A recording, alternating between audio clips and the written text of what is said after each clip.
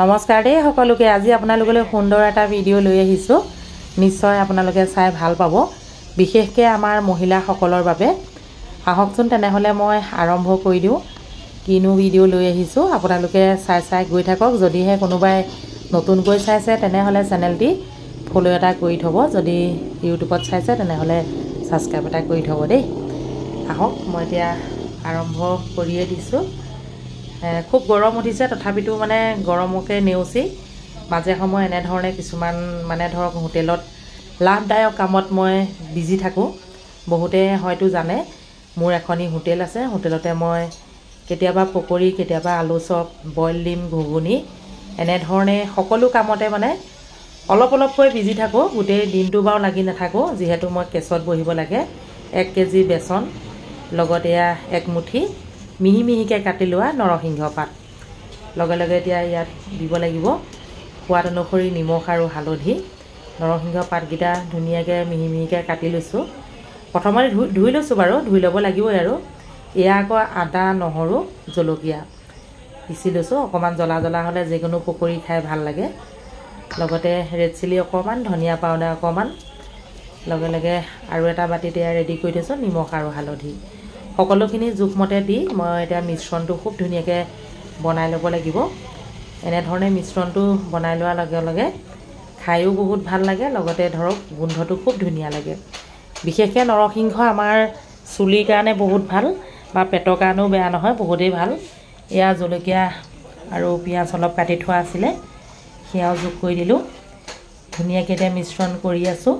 ইয়াৰ লগে লগে এতিয়া পানী মিশ্ৰণ কৰিব লাগিব। এয়া মই পানীখিনি যিটো মিক্সিত জাৰত ধৰক মছলা পিচিছিলোঁ, তাতে অলপকৈ পানী দি পেলাই এনেধৰণে কৰি আছোঁ। লগে লগে গোটেই পানীখিনি ঢালি দিয়াটো ভাল নহ'ব, ধৰক ঢিলা হৈ যাব পাৰে। সেইবাবে কমকৈ পানী দি খুব ধুনীয়াকৈ এতিয়া মঠি আছোঁ।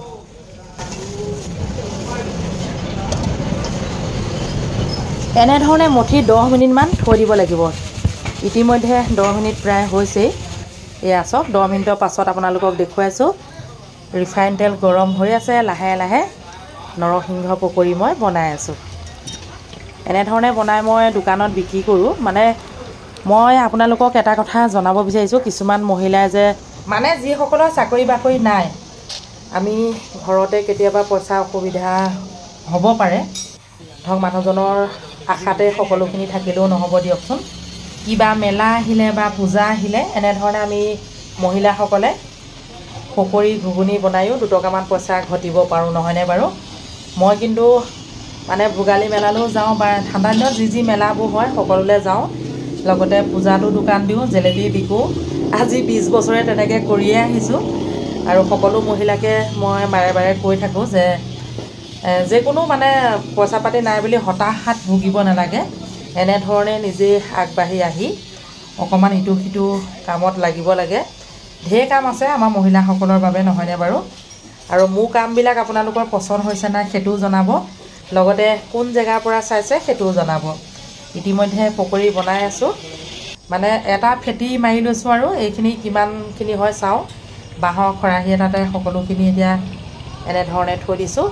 বৰ্তমান মই হাফকৈ ভাজি পেলাই থৈছোঁ। আটাইখিনি হাফকৈ ভাজি থৈ যেতিয়া কাষ্টমাৰে বিচাৰিব, তেলত আকৌ এবাৰ অলপ ভাজি পেলাই দিব পৰা হ'ব।